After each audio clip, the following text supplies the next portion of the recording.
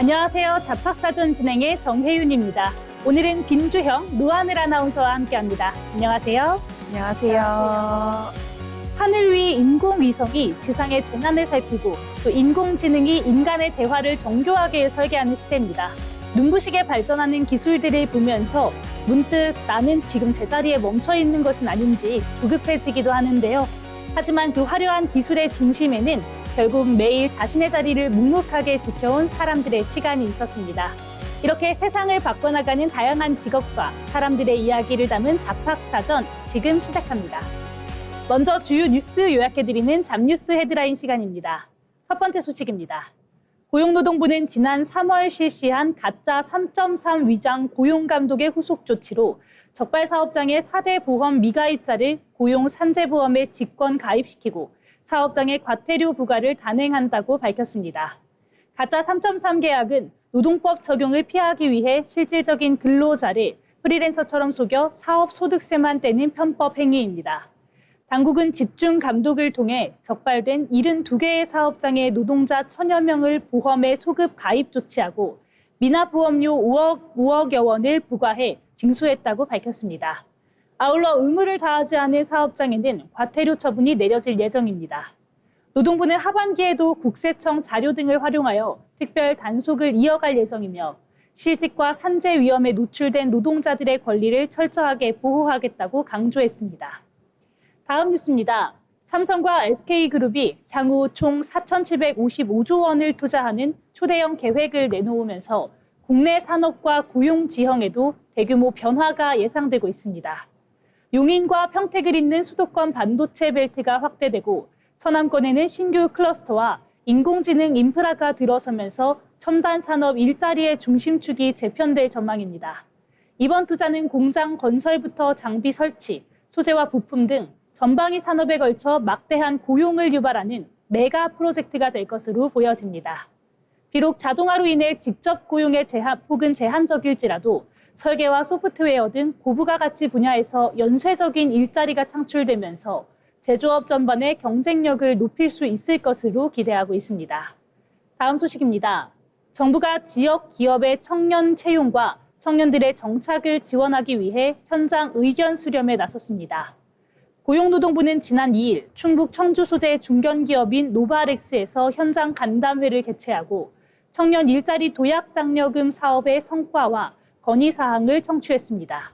올해 장려금 지원 대상이 비수도권 중견기업까지 확대되면서 지역 청년의 취업 규모는 전년 대비 증가한 것으로 나타났습니다.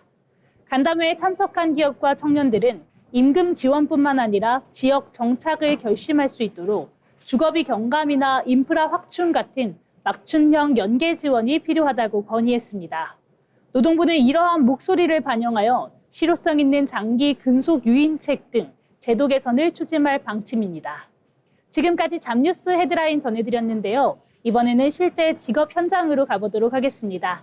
다양한 직업을 직접 만나보고 그 속에서 일하는 사람들의 이야기를 들어보는 현장 속으로 시간입니다. 오늘은 빈주영 아나운서가 전해드립니다. 네, 2008년 숭례문이 화염에 휩싸인 모습을 기억하시나요? 대한민국을 대표하는 문화재가 불길 속에서 불타는 모습은 많은 사람들에게 큰 충격을 안겨주었습니다. 이후 숭례문은 오랜 시간에 걸친 보존과 복원 작업을 통해 다시 우리 곁으로 돌아왔는데요. 이처럼 훼손된 문화재의 시간을 되돌리고 소중한 문화유산을 지켜내는 사람들이 있습니다. 오늘 현장 속으로에서는 과거와 미래를 잇는 전문가, 문화재 보존처리사를 만나보겠습니다. 문화재 보존처리사는 손상되거나 훼손된 문화재를 조사하고 보존과 복원 방법을 연구하는 전문가입니다. 여기서 중요한 점은 문화재를 새 것으로 만드는 것이 아니라 원래의 모습을 최대한 유지하면서도 더 이상 훼손되지 않도록 보존하는 건데요. 문화재의 재질과 손상 정도를 분석하고 어떤 방식으로 복원해야 원형을 가장 잘 유지할 수 있을지 계획을 세우게 됩니다. 도자기와 금속, 목재, 종이, 섬유 등 문화재의 소재는 다양하고 재질마다 보존 방법이 모두 다르기 때문에 역사적 이해는 물론 과학적인 분석도 함께 이루어져야 합니다. 문화재 보존 처리의 중요성은 숭례문 복구 과정에서도 확인할 수 있습니다. 2008년 화재 이후 숭례문은 단순히 새롭게 짓는 것이 아니라 화재 이전의 모습을 최대한 되살리는 것을 원칙으로 복구가 진행됐는데요. 불에 타지 않는 부재는 최대한 다시 사용하고 발굴 조사와 역사 기록을 바탕으로 일제강점기 이전의 모습을 고증해 복원했습니다. 또 대목장과 단청장, 석장 등 각 분야의 전통장인들과 문화재 보존 전문가들이 함께 참여해 전통 기법과 도구를 활용하며 복원 작업을 이어갔습니다. 이처럼 문화재 보존은 단순한 수리가 아니라 역사적 가치와 원형을 지키기 위한 과학적이고 체계적인 작업이라고 할 수 있습니다. 그렇다면 문화재 보존 처리사가 되기 위해서는 어떤 역량이 필요할까요? 무엇보다 중요한 것은 꼼꼼함과 책임감입니다. 작은 균열 하나, 미세한 오염 하나도 문화재의 보존 상태를 좌우하기 때문인데요. 문화재의 재질과 손상 원인을 분석하기 위한 화학과 재료공학 등 과학적 지식은 물론 문화재의 원형을 이해하기 위한 역사와 미술에 대한 이해도 함께 필요합니다. 복원 작업은 수개월, 길게는 수년에 걸쳐 진행되는 경우가 많아 높은 집중력과 인내심도 중요한 자질로 손꼽힙니다. 문화재 보존 처리사가 되는 방법은 다양합니다. 문화재 보존과학이나 고고학, 미술사학, 재료공학 등을 전공한 뒤 박물관이나 연구기관, 문화유산 관련 기관에서 실무 경험을 쌓는 경우가 많은데요. 이후 문화재 수리기능자나 문화재 수리기술자와 같은 관련 자격을 취득해 전문성을 갖추기도 합니다. 또 문화재 보존 관련 교육과 연구를 통해 보존 기술을 익히고 다양한 문화재를 직접 다루며 전문성을 키워나가야 합니다. 최근에는 문화유산 보존에 대한 관심이 높아지면서 국립박물관과 보존처리 전문기관, 그리고 연구소 등에서도 문화재 보존처리사가 다양하게 활약하고 있습니다. 깨진 그릇은 다시 붙일 수는 있어도 원래 완전한 모습으로 되돌릴 수는 없습니다. 문화재도 마찬가지입니다. 한번 훼손되면 처음 그대로 복원하기는 어렵기 때문에 원형을 최대한 보존하고 그 가치를 다음 세대에 전하는 일이 그 무엇보다 중요합니다. 문화재 보존은 단순히 오래된 것을 고치는 일이 아니라 우리의 역사와 시간을 지켜내는 일인데요. 우리의 소중한 문화유산을 미래 세대까지 이어가는 사람들, 문화재 보존 처리사의 노력은 오늘도 계속되고 있습니다. 지금까지 현장 속으로였습니다. 네, 숭례문 방화 사건 정말 저도 뉴스를 보면서 충격을 받았던 기억이 나는데요. 이 문화재가 다시 완벽하게 복원되는 데에는 이분들의 노력이 존재했었습니다. 우리의 역사와 문화의 이 원형을 지키는 문화재 보존 처리사에 대해 알아봤습니다. 이어서 지금 바로 활용할 수 있는 실질적인 취업 정보를 전해드리는 오늘의 잡정보 시간입니다. 노하늘 아나운서가 전해드립니다. 네, 취업을 준비하다 보면 가장 많이 마주치는 말이 있습니다. 바로 경력자 우대라는 문구인데요. 처음 사회에 나가려는 청년 입장에서는 조금 막막하게 느껴질 수 있습니다. 경력을 쌓으려면 일을 해봐야 되는데 또 일을 하려면 경력이 필요하기 때문이죠. 이런 고민을 덜어주기 위해 마련된 제도가 있습니다.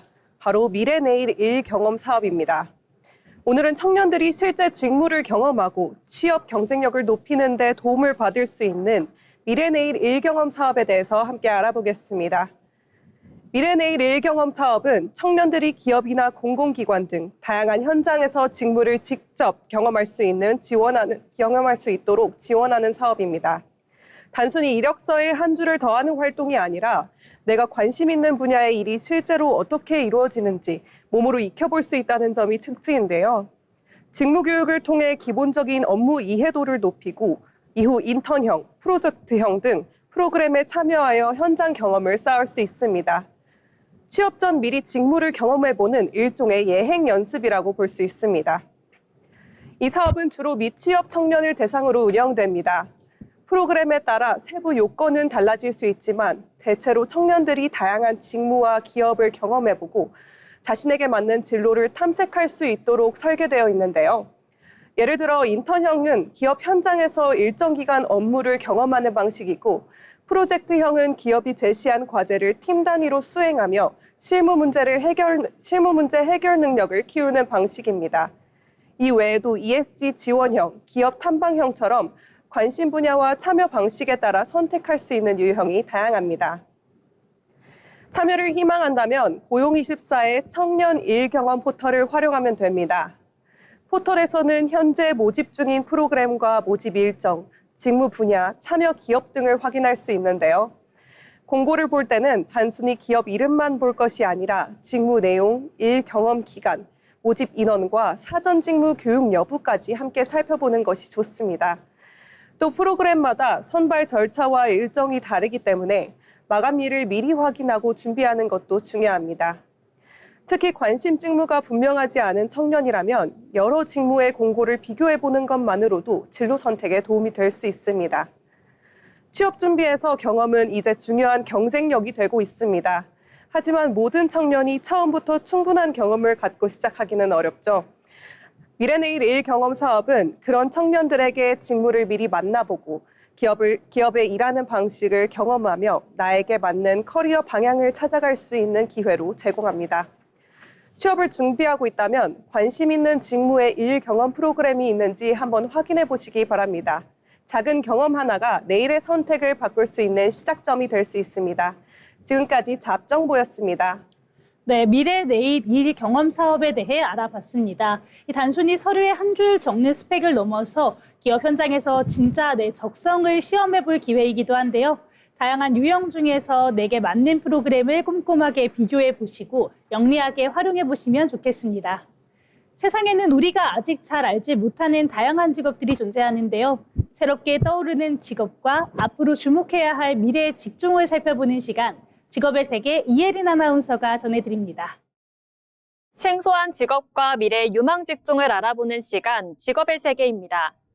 혹시 인터넷에 올린 사진이나 게시글 한 번쯤 지우고 싶었던 적 있으신가요? 이미 삭제했다고 생각했는데 검색하면 여전히 남아있거나 원치 않는 게시물이 계속 퍼지는 경우가 많은데요. 이처럼 온라인에 남겨진 디지털 흔적을 관리하고 삭제를 돕는 전문가를 디지털 장의사라고 합니다. 이름은 다소 낯설지만 디지털 장의사는 개인의 개인정보와 온라인 평판을 보호하는 새로운 전문 직업으로 주목받고 있는데요. SNS와 온라인 활동이 일상이 된 시대, 디지털 흔적을 관리하는 일의 중요성이 커지면서 관련 서비스에 대한 관심도 함께 높아지고 있습니다. 그렇다면 디지털 장의사는 어떤 일을 하는 직업일까요?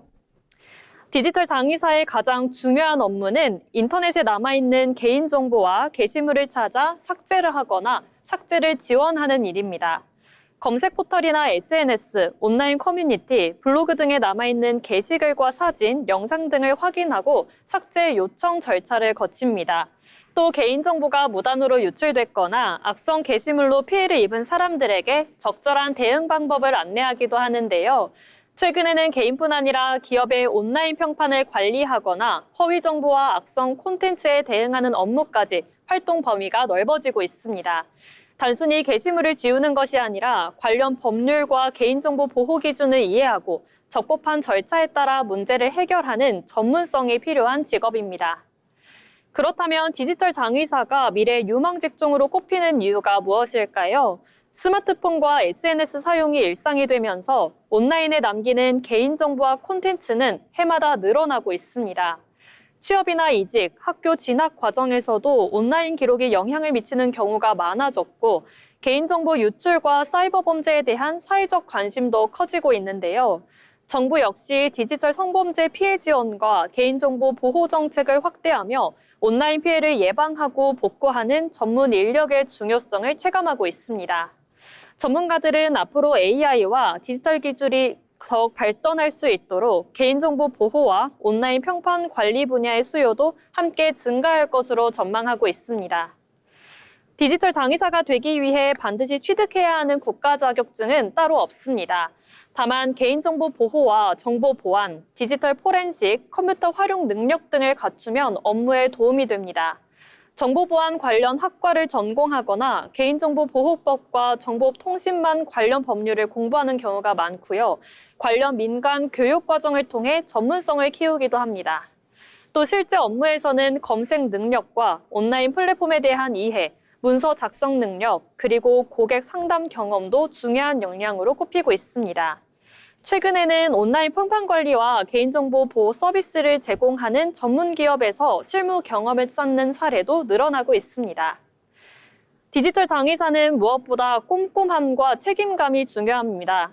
인터넷에 남아있는 정보를 정확하게 찾아야 하고 개인정보와 관련된 민감한 업무를 다루는 만큼 윤리의식도 중요합니다.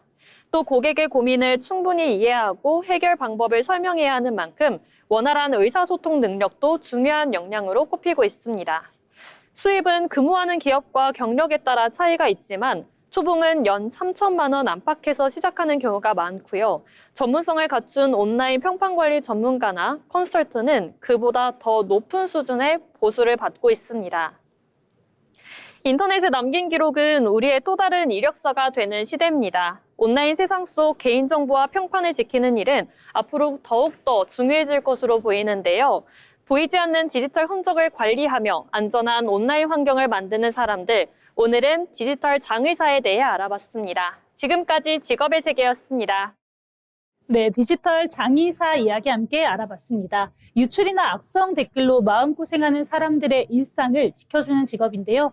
이 평판 관리가 필수가 된 요즘 보안이나 상담 분야에 관심 있는 분들이라면 블루오션이라고 할 수 있는 이 시장을 주목해 보셔도 좋겠습니다. 이어서 이번 시간은 우리 일터의 변화를 이야기해보는 잡토크 시간입니다. 요즘은 모든 업무가 슬랙이나 팀즈, 노션같이 디지털 공간에서 이루어지는데요. 내가 쓴 기획서의 초안부터 동료와 나눈 가벼운 대화, 이모지 하나하나까지 전부 데이터로 기록이 남게 됩니다. 이 문제는 회사를 떠난 이후가 되는데요. 몸은 퇴사를 했지만 내가 남긴 디지털 발자국들이 사내 시스템에 영구히 남아서 마치 디지털 유령처럼 떠돌아다니게 됩니다. 심지어는 사내 인공지능의 학습 자료로 쓰이기도 한다는 소식이 전해졌는데요. 내가 없는 전 직장에 남겨져 있는 나의 데이터, 그대로 두어도 괜찮은 걸까요? 주영 아나운서, 이런 상황이면 퇴사자들의 마음이 편하지 않을 것 같은데요. 네, 퇴사한 지 몇 년이 지났는데도 전 직장 동료로부터 연락을 받는 경우가 종종 있습니다. 예전에 제가 메신저에 남겨둔 업무 인수인계 대화나 공유문서 링크를 보고 물어볼 게 있다며 연락을 받은 적이 있는데요. 반갑기도 하지만 한편으로는 묘한 감정이 든 경험이 있습니다.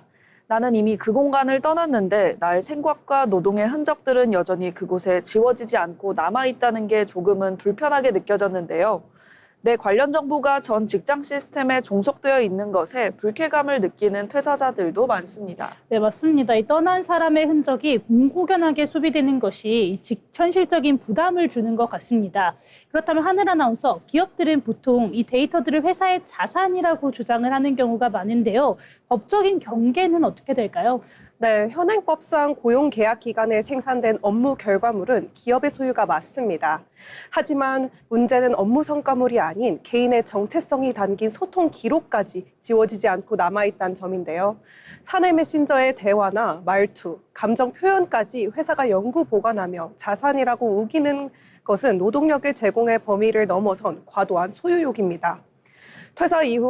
퇴사 이후까지 내 데이터가 남아서 어떻게 활용될지 모른다는 불안감은 인간으로서의 존엄과 프라이버시를 침해합니다. 이제는 일터에서도 디지털 이칠 권리를 진지하게 논의해야 할 때입니다. 네, 이 회사의 자산권이라는 것과 개인의 인권이 이렇게 팽팽하게 맞서는 지점인 것 같습니다. 그렇다면 이 디지털 유령 상태를 벗어나기 위해서는 어떤 대안이 필요할까요, 주영 아나운서? 네, 먼저 우선 퇴사자 시점부터 개인 식별이 가능한 모든 소통 데이터를 완전 익명화하거나 삭제하는 절차가 의무화돼야 합니다. 기획서 같은 핵심 업무 결과물은 남겨두더라도 그 일을 처리하는 과정에서 발생한 메신저 대화록이나 개인 계정의 프로필 정보는 즉시 지워져야 하는 거죠. 그래야 퇴사자도 온전히 전 직장과의 정서적 끈을 끊고 새로운 출발을 할 수 있으니까요. 네, 그뿐만 아니라 정부와 학계의 제도적 가이드라인 마련도 시급한데요. 직장 내 이칠 권리를 법적 권리로 명시하고 기업이 퇴사자의 데이터를 안전하게 파기했는지 검증하는 시스템이 필요합니다. 지우는 비용보다 남겨두는 관행이 익숙해서 방치하는 기업의 게으름을 깨트려야 하는 겁니다. 퇴사자의 흔적을 깨끗이 비워내는 것은 남은 직원들에게도 투명하고 건강한 일터를 약속하는 길입니다. 네, 맞습니다. 이렇게 고용 계약이 끝났다면 그 공간에 남겨져 있는 개인의 디지털 정체성도 깨끗하게 해방이 되어야 하겠죠. 이 회사를 떠나는 일은 단지 출입증을 반납하는 것으로 끝나는 것이 아닙니다. 내가 쏟았던 땀방울의 기록이 누군가의 자산으로만 이용당하지 않고 또 내 삶의 소중한 페이지로 존중받으면서 아름답게 덮일 수 있어야 하겠죠. 퇴사자의 마지막 흔적까지 배려하고 깨끗하게 잊어주는 문화가 정착되기를 바라겠습니다. 오늘의 잡토크는 여기서 마칩니다.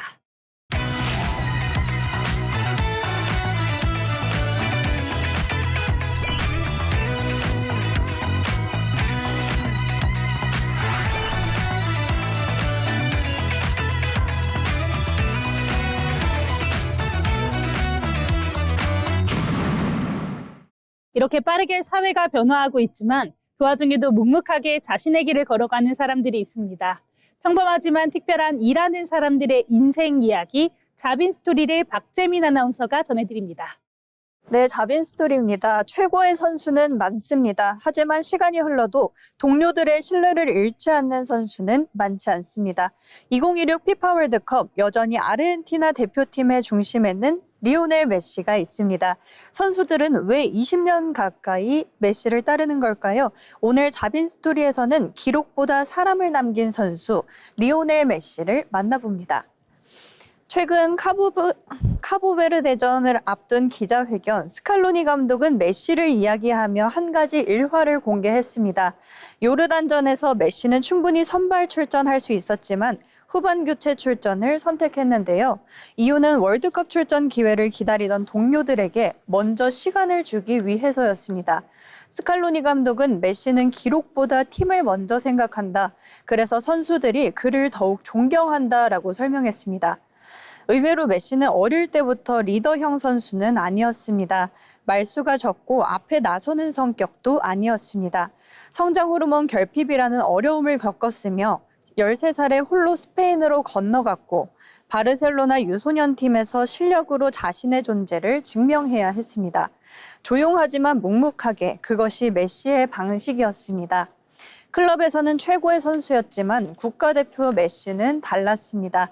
월드컵과 코파 아메리카 결승에서 번번이 우승을 놓쳤고 모든 비난은 메시에게 쏟아졌었는데요. 결국 대표팀 은퇴를 선언하기도 했습니다. 하지만 그는 다시 대표팀으로 돌아옵니다. 그리고 마침내 2021년 코파 아메리카 우승, 2022년 카타르 월드컵 우승, 발롱도르 최다 수상, 2026년 월드컵 역사상 최다 득점자, 메시는 대표팀에서 가장 이루고 싶던 꿈을 모두 이루고 있습니다. 오랫동안 따라다니던 대표팀에서는 우승하지 못한다는 평가도 완전히 사라졌는데요. 스칼로니 감독은 이제는 메시를 표현할 말이 더 이상 떠오르지 않는다고 말했습니다. 최고의 선수는 혼자 빛나는 사람일지 모릅니다. 하지만 최고의 리더는 함께 빛나게 만드는 사람인데요. 이 기록보다 사람을 먼저 생각했던 선수, 그래서 오늘도 아르헨티나 대표팀은 주장 메시를 믿고 함께 월드컵 우승을 향해 나아가고 있습니다. 지금까지 자빈 스토리였습니다. 네, 아르헨티나의 영웅 메시의 리더십을 함께 이야기해봤는데요. 이 말수가 적고 앞에 나서지 않던 내성적이던 소년이 숱한 비난과 은퇴 위기를 극복하고 실력으로 신뢰를 얻어내는 과정이 참 돋보였습니다. 기꺼이 동료들에게 기회를 양보하면서 주변을 함께 빛내주는 사람이 진짜 우리에게 필요한 리더가 아닐까 싶습니다. 이어서 이번 시간은 경제로 보는 일터입니다. 경제의 변화는 곧 일의 방식과 일자리의 모습에도 영향을 미치는데요. 이번 시간에는 경제의 흐름을 통해 산업과 일터의 변화를 함께 들여다보겠습니다. 김하영 아나운서가 전해드립니다. 경제 흐름을 통해 우리 일터를 들여다보는 시간, 경제로 보는 일터입니다. 취업을 준비하는 분들이라면 한 번쯤 AI 면접을 경험해 보셨을 텐데요. 예전에는 면접관 앞에서 자기소개를 하는 것이 일반적이었다면 최근에는 컴퓨터 화면을 보며 질문에 답하거나 AI가 표정과 목소리, 답변 내용을 분석하는 면접이 빠르게 확산되고 있습니다. 기업들은 채용 과정의 효율성을 높이기 위해 AI를 적극 도입하고 있는데요. 오늘은 AI 면접의 확산이 채용 시장과 일자리에 어떤 변화를 만들고 있는지 살펴보겠습니다. AI 면접이 늘어나는 가장 큰 이유는 채용 방식의 변화 때문입니다. 기업들은 짧은 기간 안에 많은 지원자를 평가해야 하는데요. AI를 활용하면 지원자의 답변 내용뿐 아니라 말하는 속도와 표현 방식 등을 일정한 기준으로 분석할 수 있습니다. 또 시간과 장소에 제약이 적어 지원자들도 원하는 시간에 면접을 진행할 수 있다는 장점이 있는데요. 이처럼 AI는 채용 과정의 효율성을 높이는 새로운 도구로 활용되고 있습니다. AI 면접이 확대되면서 관련 산업도 빠르게 성장하고 있습니다. 채용 솔루션을 개발하는 기업들은 AI 분석 기술과 음성 인식, 영상 분석 기술을 지속적으로 고도화하고 있는데요. 기업들은 단순히 면접만 진행하는 것이 아니라 AI를 활용해 적합한 인재를 추천하거나 채용 데이터를 분석하는 서비스까지 활용 범위를 넓히고 있습니다. 이처럼 인공지능 기술은 기업의 인사관리 분야에도 빠르게 자리 잡고 있습니다. AI 채용 시스템이 확산되면서 새로운 직무도 등장하고 있습니다. AI 채용 솔루션을 개발하는 개발자와 데이터 분석가는 물론 채용 데이터를 관리하는 HR 테크 전문가의 역할도 커지고 있는데요. AI가 공정하게 평가하는지 검증하는 전문가와 채용 알고리즘을 개선하는 인력에 대한 수요도 늘어나고 있습니다. 반면 취업준비생들에게는 AI 면접을 대비하는 컨설팅과 교육 시장도 함께 성장하고 있습니다. 물론 AI 면접이 모든 것을 대신하는 것은 아닙니다. 창의성과 협업 능력처럼 사람 사이의 소통이 중요한 부분은 여전히 대면 면접을 통해 확인하는 기업들도 많은데요. 결국 AI는 사람을 완전히 대체하기보다 채용 과정을 효율적으로 돕는 역할을 하고 있다는 분석이 나오고 있습니다. 기업들은 비용과 시간을 줄이고 지원자는 보다 편리하게 면접에 참여할 수 있는 환경이 만들어지고 있는 것입니다. 인공지능 기술은 이제 생산 현장뿐 아니라 채용 시장에도 빠르게 스며들고 있습니다. AI 면접의 확산은 기업의 채용 방식은 물론 관련 산업과 새로운 직무까지 만들어내고 있는데요. 앞으로 AI와 사람이 함께하는 채용 문화가 어떻게 발전해 나갈지 계속해서 관심 있게 지켜볼 필요가 있어 보입니다. 지금까지 경제로 보는 일터였습니다. 네, AI 면접에 대해서 알아봤습니다. 이 모니터 속에 알고리즘이 앞이 있기 때문에 더 차갑고 막막하게 느껴지셨을 텐데요. 결국 기술이 평가할 수 없는 나만의 이야기와 소통 능력을 보여주는 것이 중요해 보입니다. 이어서 이번 시간은 통계와 데이터를 통해 우리 노동시장의 변화와 현실을 짚어보는 데이터로 본 일터 잡 이슈 시간입니다. 주영 아나운서, 오늘은 어떤 데이터에 대해 이야기해볼까요? 네, 우리나라는 오랫동안 오래 일하는 나라로 평가받아 왔습니다. 실제로 OECD 국가들과 비교해도 한국인의 연간 노동시간은 긴 편인데요. 그렇다면 오래 일할수록 성과도 늘고 생산성도 높아질까요? 흥미롭게도 데이터는 조금 다른 이야기를 하고 있습니다.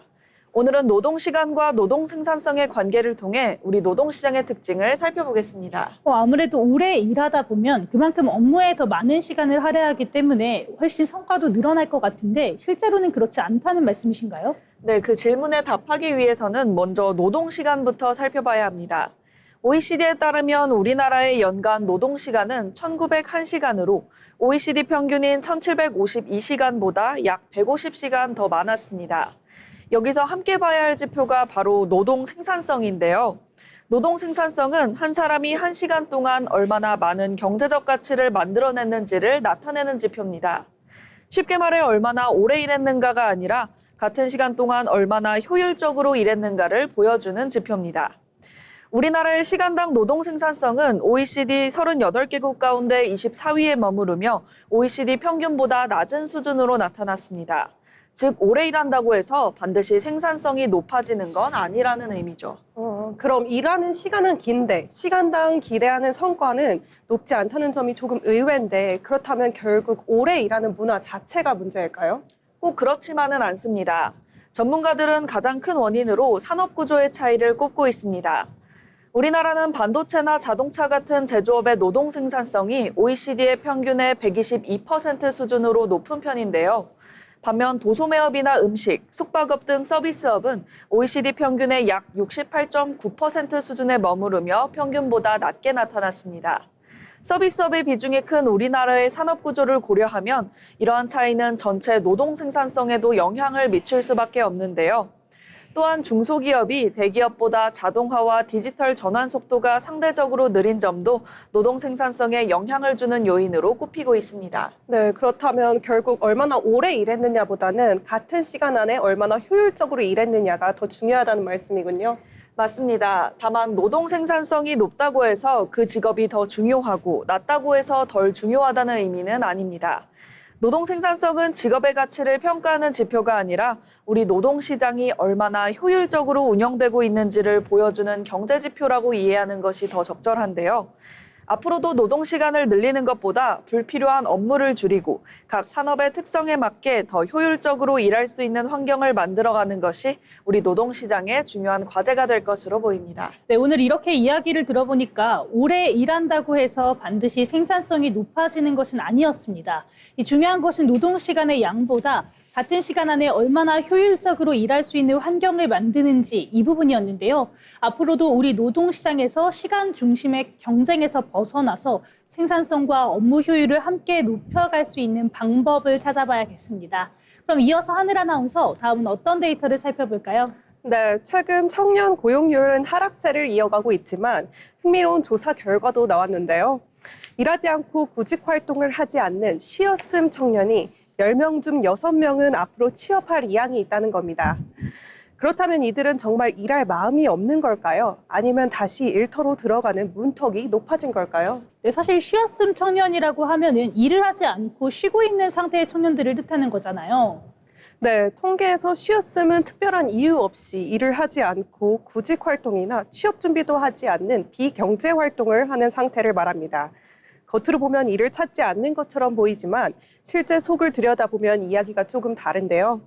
고용노동부가 지난 6월 발표한 고용 패널 조사 학술대회 자료에 따르면 쉬었음 청년 10명 중 6명은 향후 취업 의향이 있는 것으로 나타났습니다. 즉, 단순히 일하기 싫어서 쉬는 것이 아니라 다시 일터로 나가고 싶어도 어떤 일자리를 선택해야 할지, 어떤 준비가 필요한지 막막한 청년들이 적지 않다는 건데요. 그러니까 쉬고 있다는 말 안에 취업 포기나 진로 고민, 건강 문제, 그리고 노동시장 불안 등이 함께 들어있는 거 맞을까요? 네, 맞습니다. 특히 청년 고용시장의 분위기 자체도 녹록지 않은데요. 2026년 5월 고용 동향을 보면 청년층 고용률은 43.8%로 1년 전보다 2.4%포인트 하락했습니다. 반대로 청년층 실업률은 7.2%로 0.6%포인트 올랐는데요. 전체 고용시장도 취업자 수가 1년 전보다 4만 명 줄어든 상황이지만 청년층에서 체감되는 한파는 더 크게 나타나고 있습니다. 그렇다면 취업 의향은 있는데 실제 취업으로 이어지지 않는다면 이 부분에서 있어서 가장 큰 이유가 뭘까요? 네, 전문가들은 청년들이 원하는 일자리와 실제 노동시장에 있는 일자리 사이의 간극을 지적하고 있습니다. 최근 청년들은 단순히 취업 여부만 보는 것이 아니라 임금, 안정성, 워라밸과 성장 가능성, 그리고 조직 문화까지 함께 고려하는데요. 그런데 신입 채용은 줄고 기업은 바로 일할 수 있는 경력직을 선호하는 경향이 강해지면서 청년들의 첫 발을 내딛기 더 어려워지고 있습니다. 결국 쉬었음 상태가 길어질수록 취업하기도 더 어려워질 것 같은데요. 네, 그렇습니다. 쉬는 기간이 길어지면 직무 경험을 쌓을 기회가 줄고 자신감도 역시 떨어질 수 있는데요. 그래서 중요한 건 청년 맞춤형 지원입니다.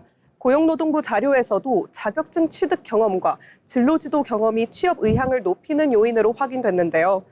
단순히 빨리 취업해라라고 말하는 것보다 어떤 직무가 맞는지 찾고 필요한 역량을 쌓고 실제 일 경험으로 연결하는 과정이 필요하다는 겁니다. 그런데 정부에서도 이런 청년층의 노동시장 이탈을 막기 위해서 정책을 다양하게 내놓고 있죠.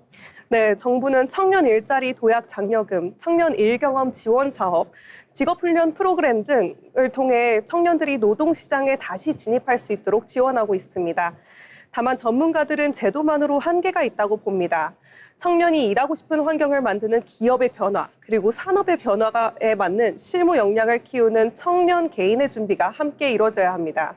결국 쉬었음 청년의 문제는 개인의 의지만으로 설명하기는 어려운 문제인 것 같습니다. 네, 맞습니다. 쉬었음이라는 단어는 멈춰 있는 것처럼 보이지만 그 안에서는 불안정한 일자리, 진로 고민, 노동시장 진입 장벽이 함께 담겨 있습니다. 청년 10명 중 6명이 일할 의향을 보였다는 건 아직 노동시장으로 돌아가고 싶다는 마음의 불씨가 남아있다는 건데요. 이 불씨가 꺼지기 전에 청년들이 다시 일터로 들어갈 수 있는 연결고리를 만드는 것이 중요해 보입니다. 네, 맞습니다. 쉬고 있는 청년을 단순히 의지가 부족한 세대로 볼 것이 아니라 왜 일터로 돌아오기 어려운지 그 구조를 함께 들여다봐야 할 필요가 있습니다. 이 청년 고용의 숫자 뒤에 숨은 현실, 앞으로도 계속해서 관심 있게 지켜봐야 할 것 같습니다. 지금까지 데이터로 본 일터였습니다.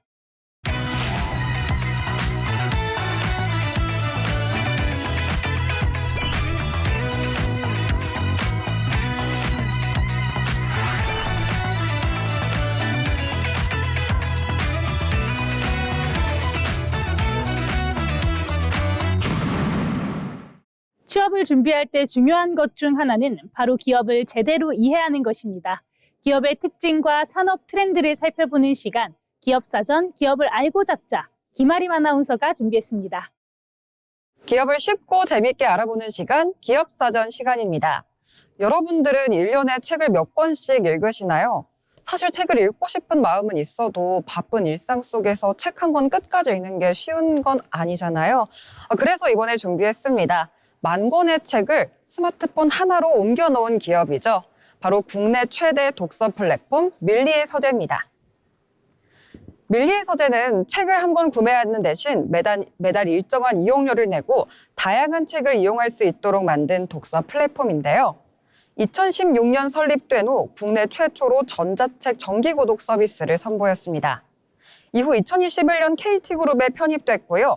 2023년에는 코스닥 시장에 상장하며 대표 독서 플랫폼으로 성장하고 있습니다. 참고로 회사 이름인 밀리는요, 천만의 서재라는 뜻이 담겨 있는데요. 누구나 자신만의 서재를 가질 수 있도록 하겠다는 의미라고 합니다. 밀리의 서재가 주목받는 이유는 책에도 구독 방식을 적용했기 때문입니다. 기존에는 읽고 싶은 책이 생기면 서점에 달려가서 한 권씩 구매해야 했다면 밀리의 서재 이용자는 매달 구독료를 내고 스마트폰이나 태블릿을 통해 다양한 책을 자유롭게 골라 담을 수 있습니다. 어떤 책을 살지 고민하거나 구매한 책을 보관할 걱정도 줄어들었습니다. 음악과 영상 콘텐츠 구독 서비스가 책으로 확대가 된 겁니다. 밀리의 서재는 단순히 종이책을 전자책으로 옮기는 데서 그치지 않았습니다. 성우와 배우가 책을 읽어주는 오디오북을 제공해 출퇴근이나 운동 중에도 책을 접할 수 있도록 했는데요. 전자책을 보며 음성을 함께 들을 수 있는 서비스와 책의 핵심 내용을 짧게 정리한 콘텐츠도 선보이고 있습니다. 또 이용자의 독서 기록과 관심 분야를 분석해 읽을 만한 책을 추천해 주기도 합니다. 책상 앞에 앉아야만 책을 읽을 수 있다는 고정관념을 깨고 독서를 일상 속으로 가져온 겁니다. 그렇다면 밀리의 서재는 어떻게 수익을 낼까요? 가장 기본적인 수익원은 개인 이용자가 매달 내는 구독료입니다. 여기에 통신사 요금제, 또 멤버십 상품의 밀리의 서재 이용권을 결합해서 가입자를 늘리고 있고요. 기업과 공공기관 임직원에게 독서 구독권을 제공하는 기업 간 거래도 운영되고 있습니다. 개인 가입자를 한 명씩 모으는 것뿐 아니라 통신사와 기업 제휴를 통해 대규모 이용자를 확보하는 구조입니다. 밀리의 서재는 전자책 구독 서비스 매출을 중심으로 상품 판매와 콘텐츠 유통에서도 수익을 내고 있습니다. 최근 밀리의 서재에서는 이미 출간된 책을 제공하는 데서 벗어나 직접 콘텐츠를 만드는 데도 힘을 쏟고 있는데요. 작가와 협업해 새로운 책을 기획하고 출간하는 밀리 오리지널을 통해 독점 콘텐츠도 확보하고 있고요. 또 2025년에는 웹소설과 웹툰을 제공하는 밀리 스토리까지 선보이며 장르 콘텐츠 시장에도 진출을 했습니다. 전자책과 오디오북뿐만 아니라 웹소설과 웹툰까지 한 곳에서 제공하는 종합 콘텐츠 플랫폼이라고 생각해 주시면 될 것 같습니다. 다만 리디와 교보문고, 예스24 등 경제 플랫폼과 차별화하고 또 이용자들이 원하는 인기 작품을 꾸준히 확보해야 한다는 과제도 남아 있습니다. 밀리의 서재는 구독 서비스와 통신사 제휴, 또 콘텐츠 확대를 바탕으로 꾸준히 성장하고 있습니다. 2025년에는 매출 882억 원, 영업이익 144억 원을 기록하며 창립 이후 가장 높은 성적을 거뒀는데요. 이제 밀리의 서재는 책을 읽는 앱을 넘어 다양한 이야기를 발견하고 즐기는 콘텐츠 플랫폼을 목표로 하고 있습니다. 책을 소유하는 시대에서 구독하는 시대로 변화를 이끈 밀리의 서재. 앞으로 사람들의 독서 습관을 어떻게 바꿔나갈지 주목해 봐야겠습니다. 그럼 지금까지 기업사전 시간이었습니다. 네, 종합 콘텐츠 플랫폼으로 진화하고 있는 밀리의 서재 소식 짚어봤습니다. 이 책상 앞에 진득하게 앉아있지 않더라도 운동을 하거나 또 길을 걸으면서 언제든지 귀로 책을 들을 수 있는 일상을 만들어줬죠. 오늘의 기업사전 밀리의 서재였습니다.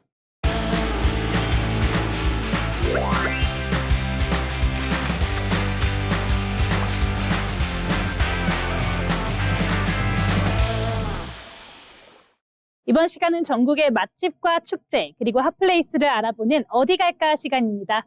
현지수 아나운서와 함께 떠나보시죠. 전국의 축제와 핫플레이스를 정리해드리는 어디 갈까 시간입니다. 달력을 보니 벌써 7월, 여름의 시작이 됐습니다. 여러분은 여름하면 어디가 가장 떠오르시나요? 푸른 바다, 그리고 싱싱한 해안 접시, 오늘 어디 갈까에서는 여름 에너지를 가장 뜨겁고 또 가장 시원하게 즐길 수 있는 곳 부산광역시로 떠납니다. 시작 전에 이 거대한 해양도시의 지도를 머릿속에 잠깐 그려볼까요? 시작은 KTX가 도착하는 중구, 부산의 관문이자 원도심입니다. 광안대교가 있는 수영구, 전 세계인들에게 가장 인기 많은 해운대구, 그리고 동쪽 끝 기장군에 닿으면 손타지 않은 해안이 여백처럼 펼쳐집니다. 원도심에서 기장까지 이 하나의 라인은 부산이 어떻게 성장해 왔는지를 그대로 보여줍니다. 기승전결이 있는 도시 부산, 그 첫 번째 여행지는 영도의 흰여울 문화마을입니다. 흰여울 문화마을은 도심의 빌딩 숲과는 완전히 딴판인데요. 이름은 하얗게 부서지는 물보라가 흰여울 같다 해서 붙여졌습니다. 하얀 담바락 너머로 끝없이 펼쳐진 파란 바다를 보며 걷다 보면 마치 그리스 산토리니에 와 있는 듯해 여름을 만끽할 수 있습니다. 여기에 감천 문화마을도 있으니까요. 부산 원도심 특유의 감성을 흠뻑 느껴보시길 바랍니다. 그리고 낮을 즐겼으면 부산의 밤을 즐기실 차례입니다. 여름밤은 부산의 낮보다 훨씬 화려한데요. 수영구 광안리를 지나 동쪽으로 조금 더 이동하면 불을 밝히는 해운대 더베이 101에 닿게 돼 있습니다. 이곳에 오셨다면 절대 놓쳐선 안 될 환상의 조합이 있는데요. 바로 눈앞에 펼쳐진 탁 트인 야경을 보며 갓 튀겨낸 피쉬앤칩스를 맛보는 묘미입니다. 하지만 여기서 끝이 아닙니다. 바로 근처에 늘어선 낭만 가득한 포장마차 거리로 발걸음을 옮기면 들리는 잔잔한 파도 소리, 오직 부산에서만 느낄 수 있는 낭만입니다. 이번 여행의 대비를 장식할 곳은 뭐니 해도 부산의 진짜 사람 냄새와 손맛을 느낄 수 있는 전통시장 투어인데요. 부산 도심에는 최고의 전통시장들이 모여 있습니다. 특히 부평 깡통시장에서 부산의 명물인 비빔당면과 유부주머니, 고소한 씨앗호떡을 맛보는 재미는 절대 놓칠 수 없는 즐거움입니다. 여기에 자갈치 시장에 들러 화려의 한 점을 부산 막장에 푹 찍어 먹거나 시원한 밀면 한 그릇이면 여름의 더위를 날려보낼 수 있습니다. 오감을 자극하는 푸른 바다와 활기찬 정이 숨쉬는 곳, 이번 주말에는 시원한 바다와 낭만이 가득한 해양도시, 부산으로 향해 보시는 건 어떨까요? 지금까지 어디 갈까였습니다. 네, 부산 이야기 함께 나눠봤습니다. 탁 트인 바다와 맛있는 먹거리가 가득한 곳이죠. 올여름 무더위에 지친 마음을 시원하게 달래러 훌쩍 떠나보셔도 좋겠습니다. 이어서 알아두면 도움이 되는 생활 정보를 전해드리는 알쓸정 시간입니다. 허찬미 아나운서가 전해드립니다. 알아두면 쓸데있는 정보 알쓸정 시간입니다. 7월이 되면서 본격적인 여름 휴가 시즌이 다가왔습니다. 제주도나 외곽으로 여행 떠나시면서 렌터카 이용하시는 분들 많으실 텐데요. 들뜬 마음에 차량을 대충 확인하고 출발했다가 나중에 예상치 못한 수리비나 요금 폭탄을 맞고 휴가를 망치는 경우가 적지 않습니다. 내 돈과 안전을 지키기 위해 출발 전 반드시 확인해야 할 렌터카 똑똑하게 빌리는 법, 지금 바로 전해드립니다. 렌터카를 인수받을 때 가장 먼저 해야 할 일, 바로 사진과 영상 촬영입니다. 차량 표면에 흠집을 찍는 건 기본인데요. 이때 놓치기 쉬운 사각지대를 꼭 확인하셔야 합니다. 차체 아랫부분인 앞뒤 범퍼 밑동, 타이어와 휠, 그리고 사이드미러가 대표적입니다. 스마트폰 동영상 촬영을 켜두고 차량을 천천히 한 바퀴 돌면서 눈에 잘 띄지 않는 부분까지 꼼꼼하게 기록을 남겨두는 것이 나중을 위한 가장 확실한 증거가 됩니다. 가장 많이 헷갈리시는 부분이 바로 차량 보험입니다. 렌터카 보험은 보통 3가지로 나뉘는데요. 사고 시 정해진 자기부담금, 즉 면책금을 내야 하는 일반자차, 면책금을 아예 내지 않아도 되는 완전자차, 그리고 보상 한도가 무제한에 가깝고 혜택 범위가 가장 넓은 슈퍼자차가 있습니다. 이름만 들으면 완전자차에 가입했을 때 사고가 나도 한 푼도 내지 않을 것이라고 생각하기 쉬운데요. 하지만 완전자차라고 해도 무조건 전액을 보장하는 것이 아니라 수리비 보상 한도가 정해져 있는 경우가 많습니다. 수리비가 한도 금액을 넘어가면 나머지 비용은 고객이 부담해야 하는데요. 특히 렌터카 사고 1위인 타이어 펑크나 휠 파손, 출동 서비스 비용은 완전자차 보험에서도 제외되는 경우가 많으니 계약 전 약관 확인은 필수입니다. 여기에 더해 낯선 단어 하나를 꼭 기억하셔야 하는데요. 바로 휴차 보상료입니다. 만약 사고가 나서 차를 수리하게 되면 렌터카 업체는 그 기간 동안 차를 빌려주지 못해 영업 손실을 입게 되겠죠. 이 손해를 고객이 배상하는 것이 바로 휴차 보상료입니다. 일부 완전자차 상품 중에는 수리비는 100% 면제해주면서도 이 휴차 보상료는 고객에게 청구하는 곳이 꽤 많은데요. 반면 슈퍼자차는 보통 타이어 파손이나 이 휴차 보상료까지 모두 커버해주지만 이 역시 업체마다 기준이 다를 수 있으니 가입 전 포함 여부를 반드시 물어보셔야 합니다. 출발 전 또 하나 찍어둬야 할 것이 있습니다. 바로 계기판 주유량입니다. 렌터카는 처음 빌렸을 때 있던 기름의 양만큼 채워서 반납하는 것이 원칙인데요. 만약 모자란 상태로 반납하면 시중 주유소보다 훨씬 비싼 요금이 청구될 수 있습니다. 반대로 처음보다 기름을 더 많이 채워서 반납했다면 어떨까요? 초과된 주유량만큼 업체에 환불을 요구할 수 있으니 영수증을 버리지 마시고 정당하게 돌려받으시기 바랍니다. 마지막으로 렌터카 운전 중 사고가 났을 때 대처법입니다. 당황스러운 마음에 렌터카 업체에 알리지 않고 개인적으로 합의를 하거나 외부에서 몰래 수리하는 건 절대 금물입니다. 이는 명백한 계약 위반으로 나중에 적발되면 보험 처리를 전혀 받지 못하고 막대한 페널티까지 물 수 있습니다. 아무리 가벼운 접촉사고라도 즉시 렌터카 업체와 보험사에 연락해 절차대로 처리하셔야 합니다. 오늘은 휴가철 렌터카 이용 시 주의사항에 대해 알아봤는데요. 설마 무슨 일 있겠어 하는 방심이 즐거운 휴가를 악몽으로 만들 수 있습니다. 인수 전 5분의 꼼꼼한 확인과 보험 약관 체크가 여러분의 지갑과 안전을 지켜준다는 사실 꼭 기억하시기 바랍니다. 지금까지 알쓸정이었습니다. 네, 휴가철 렌터카 이용 시 주의사항 함께 짚어봤습니다. 오늘 알려드린 내용 토대로 휴가를 굉장히 즐겁게 보내시길 바라겠습니다. 오늘 방송에서는 눈부신 기술의 속도 속에서 인간의 가치를 지켜가는 현장부터 또 일상의 실속 있는 정보들까지 함께 살펴봤는데요. 이렇게 세상이 빠르게 바뀌고 있지만 어쩌면 우리는 기계보다 더 빈틈없는 하루를 스스로에게 강요하고 있는지도 모르겠습니다.